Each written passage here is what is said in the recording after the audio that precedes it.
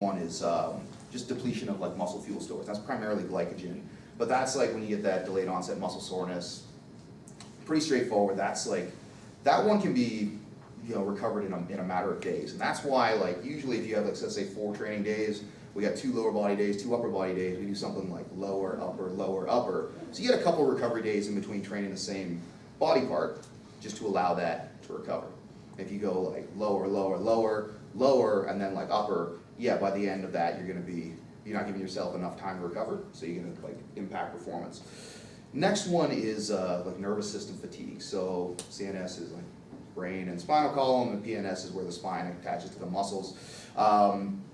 This one's like a little bit more related to intensity, and so sometimes people say like, my CNS is burnt out, and like, hey, your like spinal column isn't really burnt out. But if you like continually hammer a movement pattern with like really heavy weights, there's chemical messages that have to go from your brain to activate the muscles, and if those can get like a little out of balance, those can get worn out, those pathways. And so then if you're like less, if you get like fatigued in that sense, you're less able to recruit the muscles to actually contract. And so no matter how strong they are, if they don't contract properly, they're not going to lift the weight. And this one can be kind of dangerous because it can lead to like a loss of coordination, or like less coordination, which is like pretty dangerous under really maximum loads.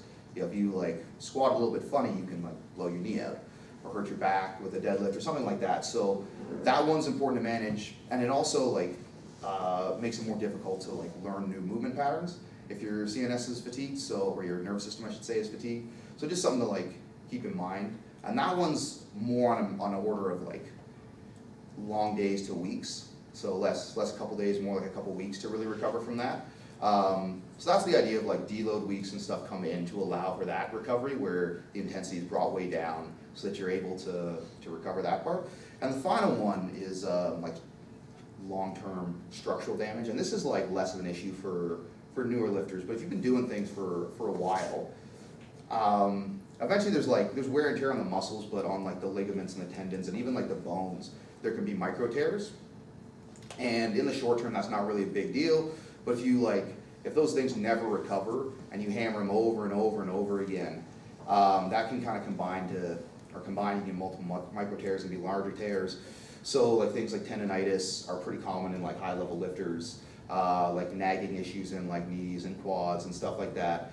And with some lifters, even like really good lifters, they end up with like very bad acute injuries that a lot of times are caused by like chronic small issues over, if you have like a nagging knee injury for a year and a half and then eventually like your knee goes on a squat, that's usually something to do with the fact that like you've been like fraying the tendon over and over again, and eventually you put enough stress on it that it gives out.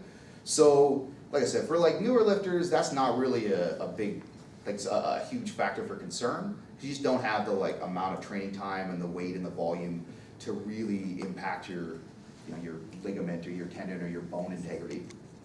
But if you do it for enough time, it's important to take like a little bit longer periods of rest. And so this kind of goes down in terms of like time it takes to recover from these things. The first one, couple days, nervous system stuff, maybe a week, 2 weeks. This stuff we're looking at like a couple weeks to as long as like a month. And this is like pretty common with like most normal sports. So like I work with some hockey players, and their season goes from, I think starts in August, is like the training camp, and then depending on like how far they go in their playoffs, it ends in like March. I usually get them at the end of April, and like between when they finished and when they come in, they show up for like summer training, most of them don't really do much. They just like take it completely off and rest and recover because their body gets beat up from that whole season.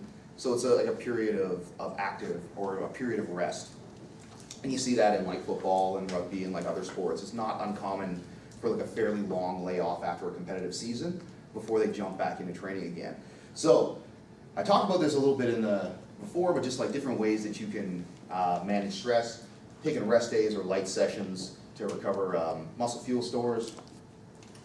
So again, that's like as simple as blocking a few days in between when you're going to train the same body part or same movement pattern. Excuse me. Deload weeks. So these don't necessarily have to be like a whole week, but it's a period of like several or more days where you're doing either no training or very light training. And the big thing with a deload is you want to drop like both volume and intensity. And that's a really big one I think that people get wrong a lot of times, is they'll drop intensity, like they'll go pretty light on the weights, but because they're not, you know, because instead of using like, say instead of benching like 300 pounds for reps, I'm gonna do like 225, people will do like a whole bunch of sets, so like 4 sets of 10. And that ends up being like a ton of volume and then in that case a lot of stress. You're not actually allowing for recovery, so it's important to reduce both of those factors.